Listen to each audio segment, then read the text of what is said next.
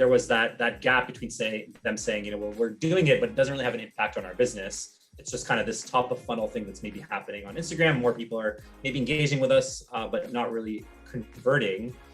And then ultimately saying, well, how about we bring this to the website where people are already in that maybe middle of funnel consideration stage. They already heard about your brand. They've clicked on, the link to come to your website and now are there. And now, if they see that live stream there. Hello. And I'm excited today because we have the amazing, over so intelligent, over so excitable Amer Abu-Khajil joining us today. And Amer, before we go into anything, let me set this up, if you please. Amer is passionate about building things, from designing buildings in a past life in structural engineering to ideating, incubating, and launching startups. Amer's work has allowed him to be involved in developing strategic plans for an innovation ecosystem in Seattle, supporting multiple tech and healthcare startups during a stint at the CDL, aka the Creative Destructive Lab, as well as incubating and launching 2 startups at TTT Studios here, which I know him much for, and I'm excited to share about. Holding an MBA from the University of British Columbia and a Master's of Applied Science from the University of Waterloo, his knowledge enables him to solve business problems backed by strong technical expertise. Amer is a natural entrepreneur who is driven by his passion for innovation and entrepreneurship and a desire to experiment. Amer, welcome for joining us today. Thank you, Chris. Thank you. Well, you know what? I have a first question. Here. Yeah, it's great to be here, man. It's great to be here. So I have a first question. This one's important, okay? And it's not on the list of prepared questions. UBC versus Waterloo. Which one's the best? I think I have to go UBC. You know what? I love Waterloo. I spent more time in Waterloo. But like UBC, when you get into that campus, there's just when you walk around campus, it's a totally different, wonderful place. It's just magical. Yeah. Very nice. Even when I moved here, I was like, I got to do UBC. Got to get back into school. Good to know. Though I got to say, I mean, we've hired a couple of co-ops from Waterloo recently, and they're freaking fantastic. So I mean, obviously the legend of Waterloo, the promise is definitely there. Let's let them make more billionaires and maybe build a bigger campus. So we can compete on that front too. But thank you. So tell you what is it that you do? What do you do at TTT? And how did you start working here? Yeah, definitely. I mean, let me get started a little bit with maybe how I started there. And so when I finished my MBA, I was kind of scoping out some cool opportunities and seeing what's out there in the Vancouver ecosystem. TTT at that time had been building a product idea or developing a product idea internally. And it was kind of a match made in heaven. We had met before at a few events. I had met Chris and Jose and a few other people from TTT. And we had talked about this, potential to bring this new product to market. And the new product was Amanda AI. So initially, when I started TTT, really the main focus was taking, this one product idea that had already been developed to some level and taking it to market. Seeing can we actually build a business around this product? And for those who aren't familiar, though, the product we had was called Amanda AI, which is a facial recognition application that we were using initially to check people into offices, but kind of over time pivoted or transformed it into checking people into events using facial recognition. So that was really my kind of main, I'd say, focus at TTT when I started, was really taking this product from, idea to kind of incubation to early revenue and get some traction with different events and conferences across Canada. Then obviously COVID happened, so the events industry was on a big pause, and it is to this day. And so my role at TTT shifted. So I feel like before I was really focused on that one product, and then it really since COVID, it's been more on new product development as a whole. So we said, we had this early success, let's say, with Amanda AI and our first product. Can we actually replicate this, or can we create a process around this and replicate this? And that's really where my role has been for the last year. We kind of moved in and created a new product development process. And really since then have been looking at, new products and new ideas on how can we replicate that success and even go beyond that success if we can do it all in-house. Oh, very cool. Well, can I just preface everything and say that we're really lucky to have you in TTT, and I get to meet with you at least once a week to discuss where we are and everything. And honestly, it's one of those meetings I always look forward to because it's always unique. It always shows the progress. And it also shows how much work you put into everything you do and how thoughtful and holistic it is. So I just want to say, this might be an internal podcast just as much as, outlook facing. But I was super excited to talk to you because I really think the values of the lessons that you show us at TTT around product ideation, inception, and all that really need to be shared. And this is, I think, a great chance to share those lessons. So I appreciate that. I appreciate this. Well, you know what? Let's go back because we're talking about product ideation and everything. The CDL. You did some work with the CDL. Was that during your MBA? Yeah, so some of it was during the MBA. There's a creative destruction lab course, and the creative destruction lab, for those who don't know, is an accelerator that's run across Canada and now in the US, where they bring in a very select number of startups and help them really get to let's say value inflection points as quickly as possible in a room that's filled with world-class mentors, is the best way you can describe it. As an MBA student, we get to be a fly on the wall in those rooms initially.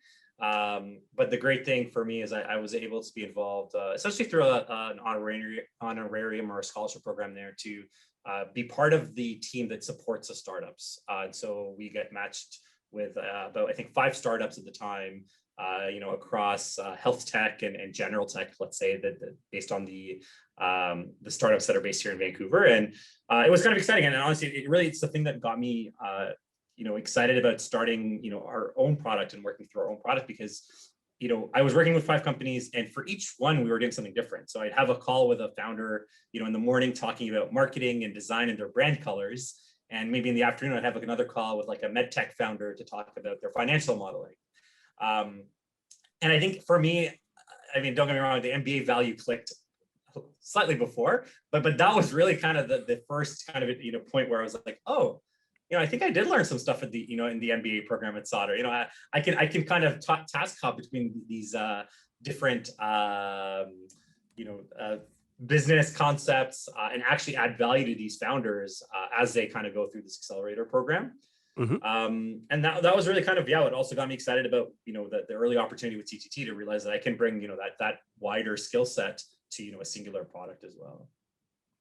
Very, very cool. Well, CDL, I know so many great companies who've gone through it, so many who have failed through it, but still proven to be successful as well, which, because it's highly competitive, right? Which I think is unique, especially when you're merging business, business. We'll talk like some of the heavy hitters in the Canadian tech scene, and you combine that with school, which is a little more theoretical, a little more egghead, and you marry it together with a highly competitive nature of startups that go through. And I think it's just a wonderful, it's a very Canadian answer to startups, I think. But I know, for example, we talk about Chris Hartwigson, who I went to high school with, duly went through the program. They just announced an $80 million Series B, that's US Series B round today. Freaking fantastic. I love that. Super excited for him. And Dooley and for what it's going to bring to Vancouver. Cause I think he's raised about the last B round, or the A round was 6 months ago at another 20 million.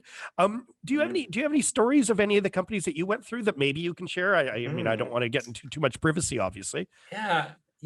I'm trying all the companies I worked with, again, I think all of them have had an interesting impact. I don't really think I can single out any single one for the work I was doing. It was just all the great thing again about that program is just being able to work with the founders at this time when, some of them, quite often at that point haven't raised yet and are kind of at that point where they're getting close to that point and just really need all the support they can get.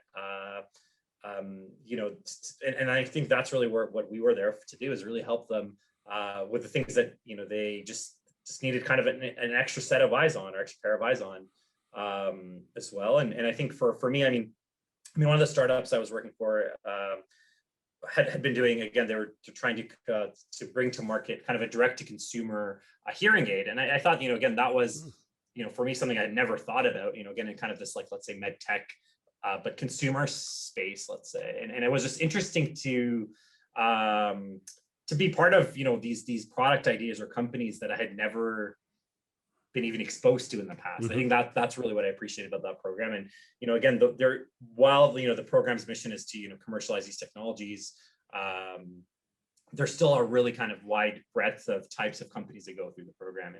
And yeah, I think that's what I really appreciate about it. And, to this day, I try to stay in touch with folks who run the program and maybe some of the startups as well. And it's definitely, I think, a jewel for Solder to be hosting that here, and I think it's the CDL West group, and I think just exciting to see that program keep expanding. It's all across Canada now, into the US, and even parts of Europe as well. So yeah, I was gonna say I saw it in the UK too, so that's awesome. And it's a badge of honor to have even worked with worked in the group and to learn from it. Well, let's talk about some of those learnings. So you presented to us you called it what, the new product development process, the NPD.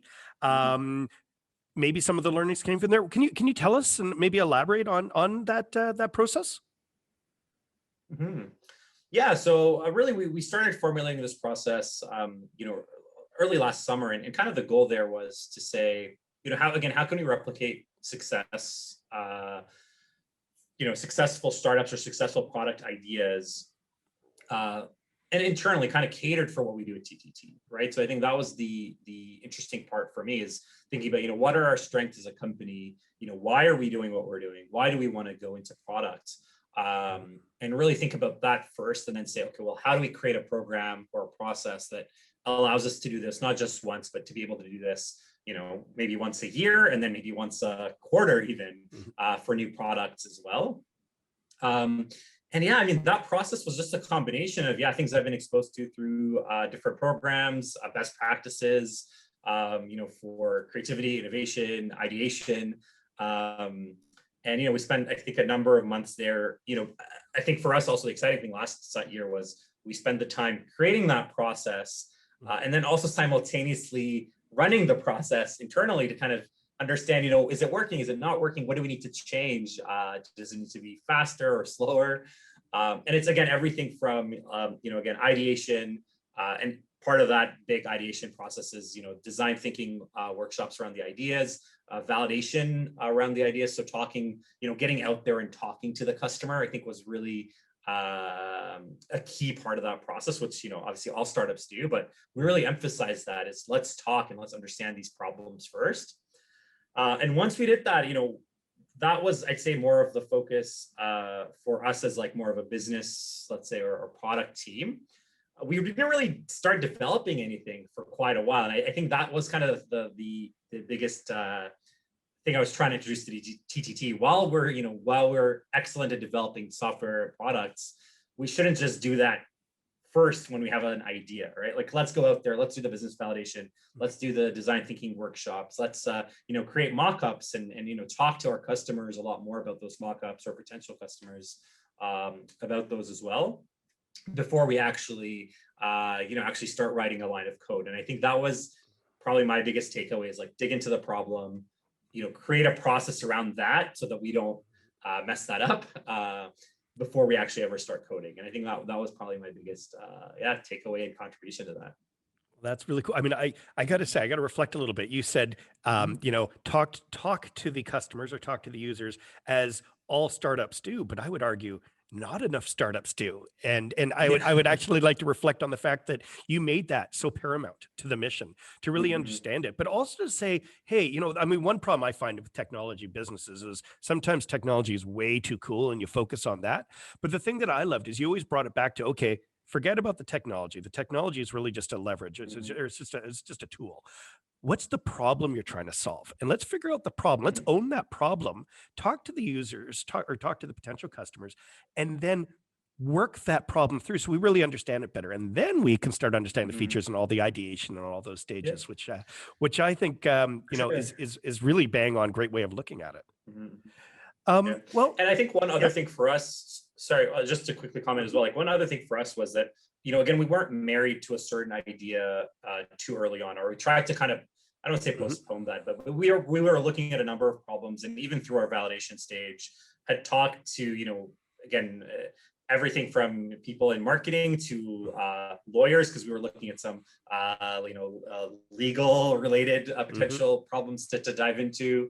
So even just when I started thinking about that as well, we really tried to stay away, like you said, from just zooming in too much onto one thing, especially early on in the process, and just keep an open mind, and also kind of be ready to cut ideas. Like it wasn't like, we weren't trying to be, especially in that early stage, just like hyper focused on technology or solution, or, oh, we want to use AR to do this, or, what have it was all about, the problem, the user, and kind of having that willingness to experiment, and the willingness to, kind of cut ideas and problems that weren't really kind of coming together the way we wanted them to. Well, I mean, and again, this was because we're trying to not just develop a product, but also the process, right? Which makes it, it compounds the complications, because you're trying to iron out two things at once. I mean, one kind of hands you the other, but at the same time, like, okay, now how do we optimize it? How do we, for the next gen? Well, you know what? Let's not talk about next gen, because I'm pretty excited about the next launch, the next product. Tell me, you know what? I'm not even going to say the words. Tell me what the product is and what it does. Okay. Oh yeah. Okay. So yeah, where we've landed really through this process and where we are today was with the product called Shop Studio Live. Again, so this came out through parts of our new product development process, and we built it through there. And what Shop Studio Live does, and why it exists, let's say, is it's there to help e-commerce merchants build that trust with their shoppers online. Really, that's kind of a part of the key thing that we want to do. So it's really all about trust and authenticity. When people are out there trying to buy things from online stores, and thinking about, now Shopify, for example, has 1.6 million merchants. Some of them are very established and legitimate, but there's kind of this middle ground of people who want to sell products and want to build that trust, but people come to their website and aren't really sure, if they can trust that product or that e-commerce store. And what we really focus on with Shop Studio Live is, how do we combine aspects of live streaming that we see on things like, Twitch and Instagram Live and Facebook Live, and really bring it to these online stores. We said, when I say bring it to the online store, it was, let's put it in the online store. Let's not put in too many layers. Let's not link this separately in a third-party platform or what have you. Let's enable merchants that want to do this and want to essentially sit in their online store to do that through live streaming. And so essentially what we've built is a Shopify application that allows us to any of those 1.6 million merchants to live stream directly in their online store, engage with their customers through live chat, and essentially highlight products. And they can, again, choose to do that through, they can sit there for a number of hours every day if they feel like they're getting that engagement, or they can have events and actually plan events, schedule events, promote those events, and have, a half hour or an hour where customers, they're pushing traffic to the website, bringing customers in, building that trust. And ultimately, again, the thing we talk to our merchants about is, let's take that type of trust and authenticity that you're building in a live stream and transforming that into revenues and sales in your online store as well. And that's what we've built, essentially.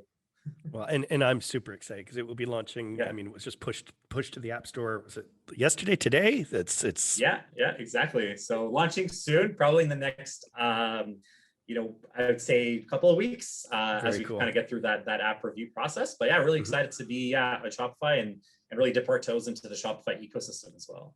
Oh, very cool. Now, one thing that I think was really interesting is the fact that you said, we're bringing it to the market that already exists. And I think this is a key feature, is the fact that instead of, we could build live commerce tools for a website, like, hey, Lululemon, hey, we've got a website, you've got a website, we'll build the tools for you, you can do it. Great, but that's a one-off, okay? Not super interesting for us. We could build it and then have you already have a Shopify store, and then you're basically mirroring the store, because we provide a storefront. I don't think the values are. How did you in the process come up with the realization that, hey, we should be building this within Shopify's domain already? Yeah, so I mean, part of it for us, like you said, was just being able to access that many merchants in a way on day one, right? Like, again, obviously we still have to find them and talk to them and what have you, but actually just telling someone that, hey, you can install this app with a click of a button and, it's integrated now in your store is a much, stronger value proposition than ask them to, input code into their website and what have you. So it's all run, and we've embedded everything into Shopify. So it actually looks as seamless as possible through in the Shopify platform itself. And then the other thing, was as we talk to more and more merchants, people are usually hesitant to change too much of, let's say, their process. And what we heard from a lot of people is, they're starting to do, and again, especially at the early days of COVID, there was a surge in people doing Instagram live sessions because they're trying to just find more ways to engage with their customers when they're just sitting at home. And as we started talking about, well, how has your marketing changed since COVID started? How, what have you been doing? And kind of hearing more about people live streaming more frequently and more often, there was that gap between them saying, we're doing it, but it doesn't really have an impact on our business. It's just kind of this top of funnel thing that's maybe happening on Instagram. More people are maybe engaging with us, but not really converting. And then ultimately saying, well, how about we bring this to the website where people are already in that maybe middle of funnel consideration stage. They already heard about your brand. They've clicked on, the link to come to your website and now are there. And now, if they see that live stream there, you might have fewer viewers, on Instagram, you might have, 300 viewers, but on your website, you might have like 50. But ultimately, those 50 are people who are already looking and browsing and want to buy something. And if you can kind of bump up that conversion rate on that website, it would be much more impactful on that bottom of funnel and kind of bottom line for the merchant. And then as we started talking to merchants about this and kind of, we had, different, ideas around what we could propose. And, really that's really the one that stuck with most merchants that we spoke with was, like if it's possible to do a video on my store, then let's figure out a way to do it. And it sounds simple, but it's taken us a couple of months to figure out. And it's coming along. It's come along very nicely, I think. It really has, and I applaud you and the team for getting it there. Well, you know what? I remember the first time I saw live commerce, and it made me go, "Holy crap! Why does this not exist?" I spent a lot of time in the Korean world. My wife's Korean, and I got to see this Korean app that it's like we'll call it like I don't know, like a night market fun shopping channel that's private. Like, you can do it for yourself. And everyone that I showed would go, "Holy crap, that's so cool. That's the future of that's the future of commerce."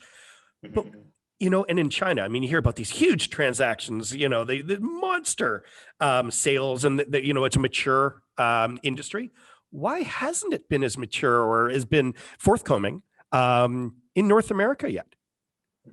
Any thoughts around that? I mean, that's definitely an interesting question. I think, thinking about just that interaction and it might just not be as maybe natural for that merchant persona, let's say, like the person who maybe runs that business or runs that Shopify store in, let's say, Canada or the US is maybe thinking much more about the business itself and maybe more traditional marketing than kind of thinking of themselves as like a creator, right? Or even thinking about hiring, a creator or influencer to, promote their product.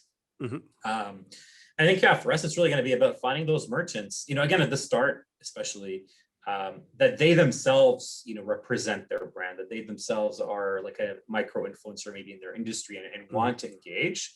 But I mean, ultimately, the ultimate scenario is we'd love to get to a place where this is, any average Joe can, go on their phone and, maybe integrate a product from some kind of back-end commerce and just go live. But I think right now, kind of our focus or what we're seeing more is maybe just the merchants themselves are kind of different or have a different type of personality. And we're really trying to cater our product, at least at the start, to those merchants here that we've been exposed to, let's even say. Well, I mean, I think there's such a huge upside in the sense. I mean, there's two. You can talk about the product live and build trust. Like, hey, do you have small? Yes, I'm 6'3", Look what it's like on me when I can showcase it, right? Probably small would be a little small on me, but you know what I mean? So you can build trust. I mean, I bought my daughter a wonderful raccoon shirt a couple days ago. She's 15. It was her birthday. But the one that came was not what I was expecting.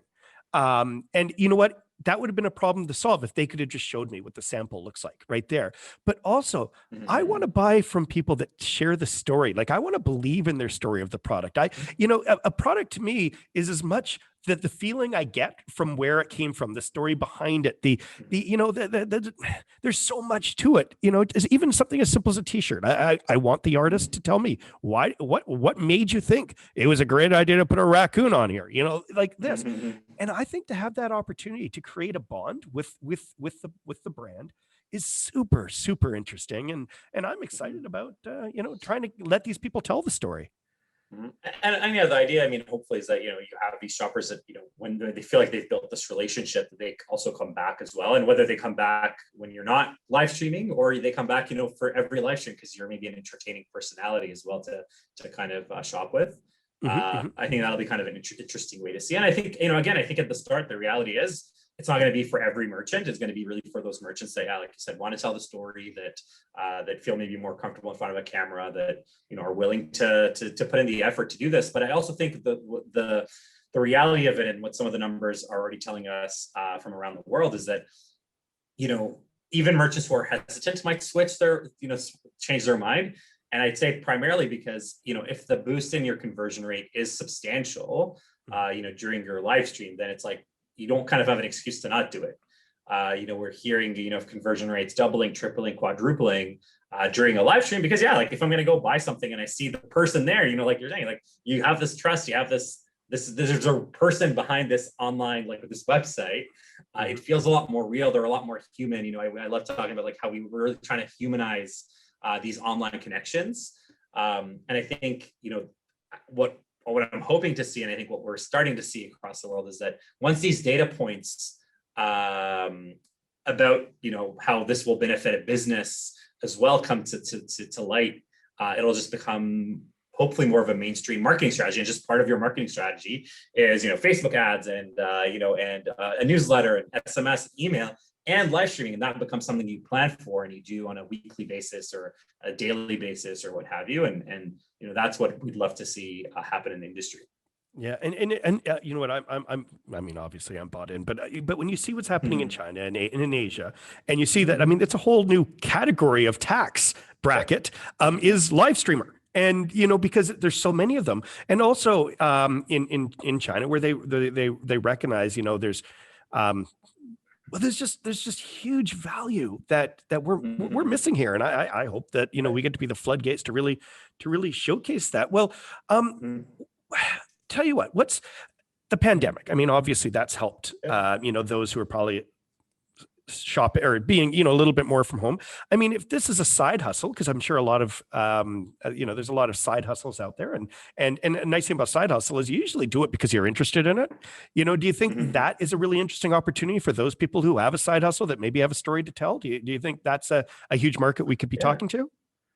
Yeah, no, 100%. Again, I think when you think about it too, like because we're relying on Shopify, we are looking at that small, medium, potentially large, but really the small, medium merchants, right? The merchants who are either doing this as a side hustle, the merchants who, again, I spoke to someone who has a full-time job, and her husband run a business on the side, essentially selling men's hair care products, and it's all homemade. They make it, in their garage essentially, and then they sell it, but it's all very premium. But it's their side gig, and part of the conversation was, oh, well, what if I actually just live stream when we make the product in our garage, and I could set up my phone. That's and, awesome. We're making the products probably for 2 hours on the weekend or 3 hours on the weekend, just to show, what we're doing. And then maybe we do another live stream to actually sell the product and or promote the product. And so I think there's kind of that kind of, small and medium merchants that really aren't really sure where to get, I don't want to say get their sales, but even ramp up their sales. Maybe they're getting kind of this like drip, but how do we actually help them kind of get to the next level? And I think, definitely live streaming could be a big part of that. And like I said, especially in the early days when people, the merchants themselves either have a story to tell or have a certain type of personality that they really, that links them to their product, or that kind of encourages people to buy online. So really excited to bring it in there. Again, with Shopify, it's the perfect, I think, ecosystem. Again, obviously a Canadian company, so we love them a bit, but again, just a perfect ecosystem that supports that. There are other other e-commerce platforms are either a lot larger and maybe tend to have, much more bigger enterprise customers that, this would be a lot, maybe more work convincing. And then there's other platforms that are a lot smaller and maybe have people that aren't really that committed, let's say, to their e-commerce business. They're kind of just playing around with it. I think Shopify is that perfect kind of a medium type of partner. Sure. Well, what's the next, for you've relaunched this, you're supporting it. It's awesome. We were already hiring a team around it. Fantastic. What's the next steps for the innovation department at that point? Yeah, no, and so like I said earlier, really, ideally we want to be able to do this type of thing, better and faster, and kind of learn from, every product that we build. So yeah, like you said, with Shop Studio Live, we're coming close to when we're launching. We want to build a team around it that can, sustain this product and grow this product. And in the meantime, we'll be kind of going back to our new product development process, engaging with our staff to think about new problems that we can start tackling, and really kind of do another cycle of the new product development process. I think for me personally, my challenge this time is to see if we can do things faster. So both the actual process of the ideation stage before we even start coding, and then even the MVP itself. How can we take this from a process that takes 5 or 6 months to maybe a process or an experiment that we can do in 2 or 3 months, and really kind of do these faster iterations. And that's what I'm really kind of excited about and looking forward to in this summer and into the fall. Very, very cool. Okay, so the theme of Afternoon Tea, of course, is to talk to amazing entrepreneurs like yourself, and to get prepared for the next generation of startups. So, what good advice could you give to a young entrepreneur about to start out? What's the Amer advice that'll help them along the way? Yeah. I think, like my biggest one, which I'm sure is again pretty common, is just that problem. Focus on the problem itself, and try to look at the problem solution pair. So again, as you start thinking about solutions, constantly revisiting, like, is this going to fulfill the need? Is this going to fulfill the need? And I think the only way you can do that is if you're constantly talking to your customers. I would say in the early stages, maybe again a little less so when we started to be heads down with the actual product development, but definitely in the earlier stages, it was almost a daily kind of ritual where I had to reach out to someone, or I had to do an interview with, whether it's a merchant or a shopper, to talk to them. I think that is really important. Just talk to your customer, focus on the problem. When you start having an idea about the solution, start, dripping hints about this, bringing in hints about the solution. But yeah, that's I think definitely it. Focus on the problem. That is great advice. And I'm gonna hit you guys with one thing I've learned from Amer as well. Okay, that Amer might not talk about this one, but there's one thing that he does that shocks and surprises. Well, we're not shocked or surprised anymore, but we're humbled by it. And that is when you give a presentation, you have 50 slides on top of the 10 slides that you have in your appendix that are always ready to go should that question be asked. And I've seen these presentations where they say, oh, well, what about this? And you're always like, well, thank you for asking. And you show that slide and you look so damn professional. Like if I was an investor, I'm like, I would put money into you right now because you have thought through all the problems. And we see that. So I would think about, especially when you're pitching, do the Amer style. Think about what are people probably going to ask me and wow them with those additional slides. Where did you learn that?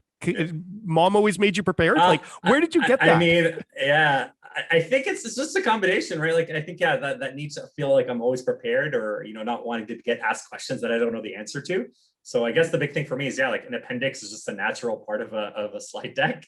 And it just grows, I think, as we get questions. So, let's say I do get asked a question that I don't have something prepared for, those questions that I get asked become part of that appendix. And, again, I'm really looking forward to start talking more and more about Shop Studio Live, across the community. We're starting to do some join some pitch events and community events to talk more about the product. And, exactly that, as we get questions in those events, those now start becoming part of the appendix, especially if it's like an engaging thing that we want to bring up. And just kind of built that backlog essentially of every possible answer. It's an awesome strategy. It's an awesome Yeah, yeah, strategy. I mean, yeah, again, you pitched with Amanda AI at one event, and people were Mhm. pretty critical at that event. Not of you, but of all Yeah, the startups. And yay from all yeah, the things. And yeah. just because of how prepared you were, and you looked prepared, and for young entrepreneurs, take this as a great lesson because you can, by looking prepared, you look like you're ready to deal with people's money in a very responsible way. And I think that really buys a lot of confidence in you. And I have a lot of confidence in everything that Amer does. So, well, Amer, thank you. Not only for joining us today, but also for allowing me over the 2 years we've worked together to learn about all these amazing ways of looking at problems and solving it with features and solutions and ideating through it. And I am so excited about what you and the team have created, and I can't wait to get that launching. So thank you for everything on Yeah. that front. Thank you. Again, it's been an absolute pleasure kind of doing what I do. And, again, you guys are giving me the platform essentially to do that, being part of TTT to actually do all the things, all the work we do and be part of the team here that's just been fantastic to work with. And the support we've been getting is just awesome internally. And then, it's just been a phenomenal experience is what I'll say on my end as well. So thank you for that. Oh, cool. Well, I just can't wait with Shop Studio Live when people see it and just go, wow, that's what it does. That Yeah. is what it does. Excellent. Okay. Well, Amer, thank you so much.